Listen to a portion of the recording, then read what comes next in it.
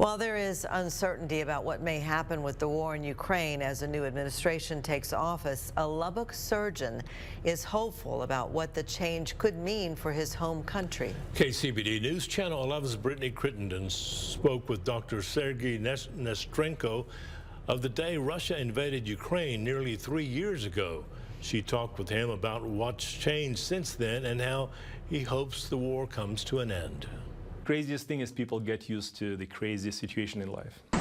While Lubbock surgeon Dr. Sergei Nestrenko says Russia's initial attack on Ukraine was shocking, now people have grown used to the fighting. The war is out of sight, out of mind for some Americans, but he says Ukrainians living in Lubbock have all lost a family member or friend. Unless you remind of what's going on, people forget about that, and many people will say, is it still happening? Yes. Yes, it is. Nestrenko says the fact that the war has lasted nearly 3 years is actually a good sign. It is sad, but on the other hand, we all were giving Ukraine 7 days before it collapses. And due to their courage, due to support from the rest of the Western world, they're still fighting, 3 years in it. So it is sad, but it's also encouraging. He attributes Ukraine's survival to its people's courage and a massive amount of support from the Western world.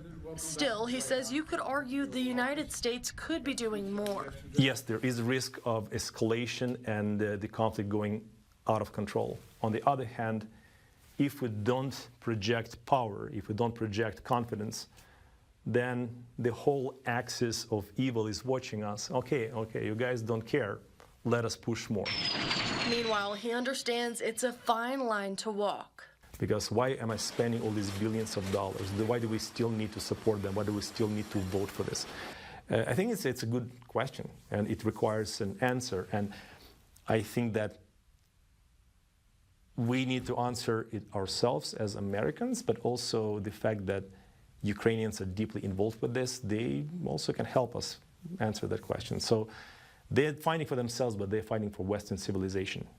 He hopes the Trump administration will take that into consideration as it makes decisions not on the campaign trail, but in the White House. It's much better for them to have the objective information and make those decisions based on what's real. Because if you make certain assumptions and if you start arguing and developing your plans on the wrong premise, you're not going to get far.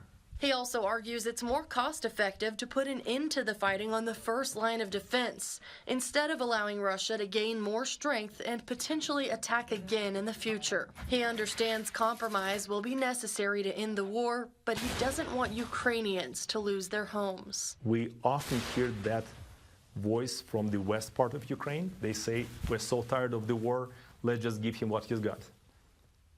Other people come back with counter-argument. Are you willing to give your house? Are you willing to give your town and move elsewhere to have war stop, right? So it's okay to say, let's give him whatever he's got, as long as it's not yours. While the fighting could stop at any time, Dr. Nestrenko says that wouldn't mean long, sustainable peace. He now calls the United States home, but he says he hopes for real security for where his heart remains.